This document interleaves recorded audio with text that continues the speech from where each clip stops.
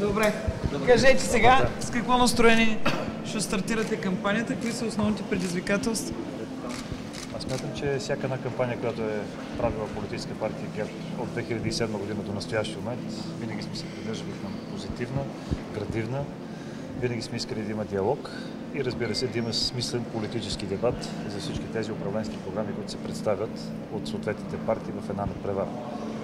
Разбира се, че ние очакваме от нашите опоненти да се придържат към техния традиционен начин.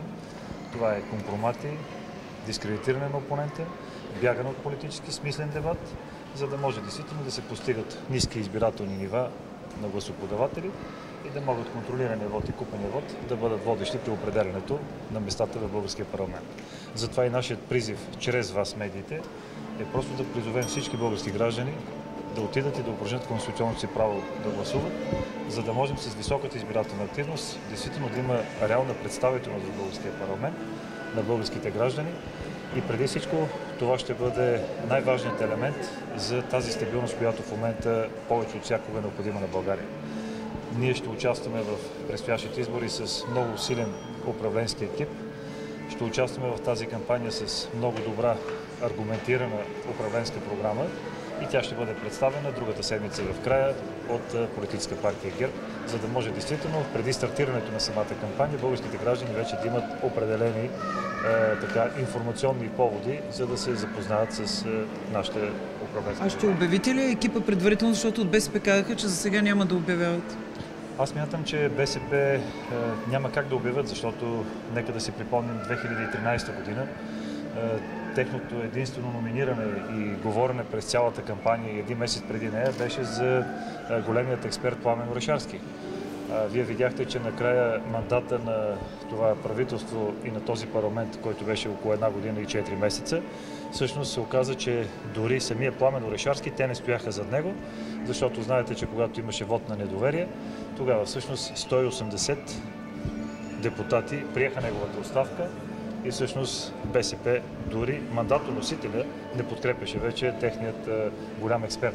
Така че в тази посока, според мен, по-важно е да представим управленската програма, а разбира се, след като приключат изборите на 5 октомври, тогава мога да ви кажа, че ще бъдат ясни съответните управленски екипи на бъдещият министър. Колко депутата очакват? Ние се стремим към депутати около 120 и над 121, за да можем действително да формираме силно дясноцентристско управление, което смятаме, че ще допринесе за стабилността на страната. И това, което в момента някои от политическите формации се стремят да влизат в излишна конфронтация с политическа партия ГЕРБ, да поставят безумни условия към една политическа формация, която е водеща в център дясно, която е член на Европейската народна партия, която партия доказа и в управленския си мандат 2009-2013, че в условията на тежка финансово-икономическа криза ние действително градихме България, а не това, което направиха в рамките на 1 година тези управляващи, тройната коалиция, БСП, ДПС и Атака. Реформаторския блок ли имате предвид? Не, по принцип говоря, но що се касае до реформаторския блок, ние ще запазим добрия тон, защото мога да заявя категорично, че всеки един от нас си е направил си иззел достатъчно изводи от управлението, което имахме от 2009 до 2013. Партията вече натрупа сериозен капацитет и смятам, че и дори тези форуми, които правим постоянно, ние може би сме единствената политическа формация, която има реален политически живот.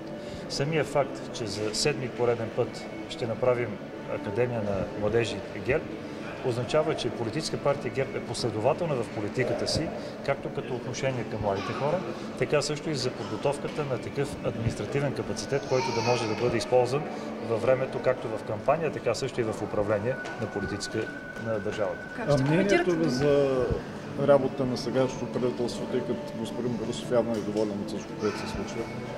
Аз мога да кажа, че ако направим съпоставка между правителството на Пламен Орешарски и правителството на професор Близнашки, аз смятам, че всеки български гражданин е удовлетворен от това, което се прави. На първо място, че си замина правителството, което съсипа държавата, което доведе държавата до пълна разруха, а ние в момента се нуждаем от един много важен преход, който е доста кратък от порядъка на 2 месеца и половина, защото знаете, че служебното правителство е натоварено с най-голямата отговорност да може да осъществи най-важната си цел. А това е провеждането на прозрачни, предсрочни парламентарни избори, честни. И ако направим една съпоставка с европейските избори, вие ще видите, че дори правителството на Пламен Орешарски не успя да направи честни и прозрачни изборите за европейския вот.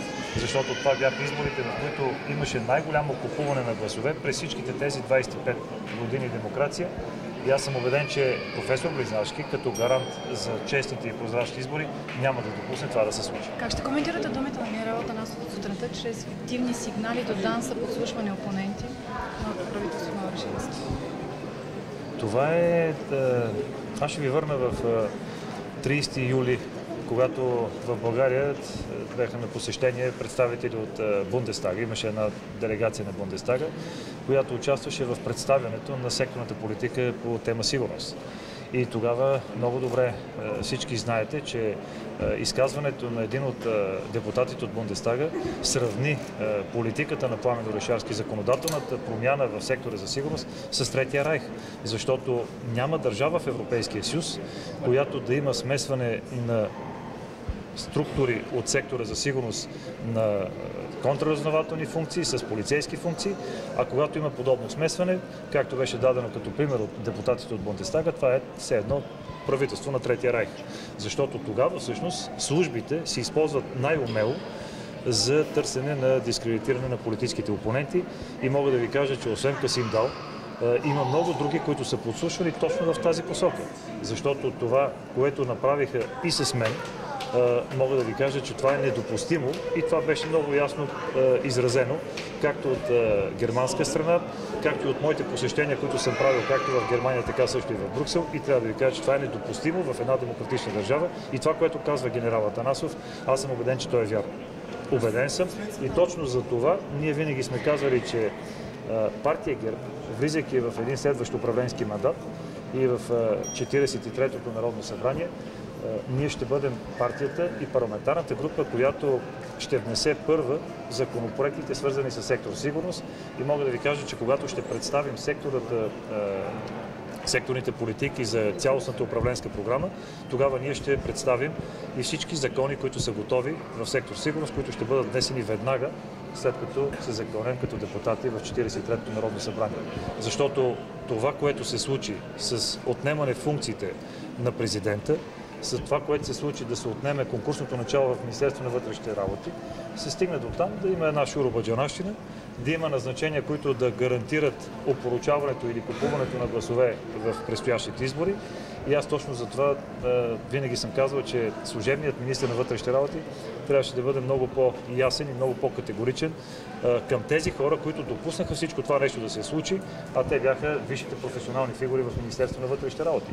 Защото нека да си припомним и случая Лясковец, който трябва да ви кажа, че в никакъв случай той не даде ясен отговор на българското общество как и кой носи отговорността за тази операция, където загина един елитен командос.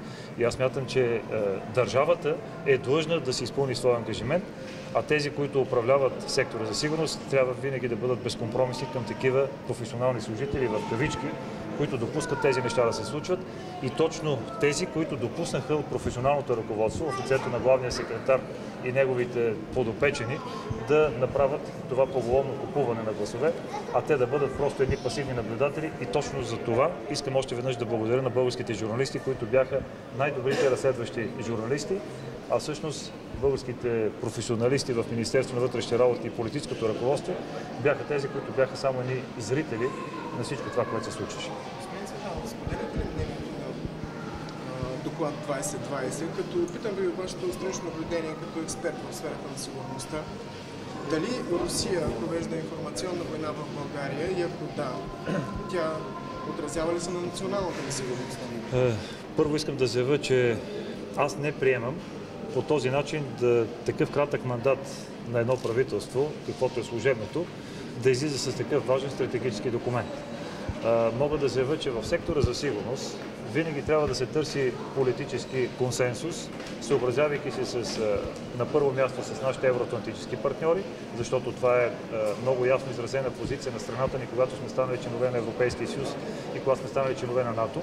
И мога да ви заявя, че в никакъв случай не трябва по този начин да се приемат определени стратегически документи и за това аз съм казал, че подобен подход е недобър за страната, защото първо провокираме допълнително неприятности, които могат да възникнат с националната сигурност. И в тази връзка мога да ви заявя, че винаги сме търсили да има обсъждане с всичките важни политически сили, защото в парламента, когато се влиза и когато правиш законодателство в сектора за сигурност, ти трябва да намериш политическия и обществения консенсус. Защото това означава, че даваш гаранция за една стабилност на системата и даваш една гаранция за изпълняване на ангажиментите в евроатлантически план.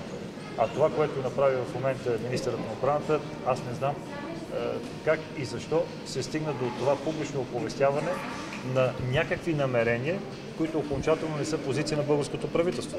Защото ние в момента коментираме един документ, който, доколкото знам, премиерът Близнашки го е върнал за обсъждане и за търсене на обсъждане в средите на политическите формации, които ще бъдат водещи и ще бъдат основополагащи в граденето на тази стабилност в страната. А според вас трябваше ли да има обща позиция при липса на парламент президента да свика консултации с политическите сили за срещата на върха в Уелс на НАТО?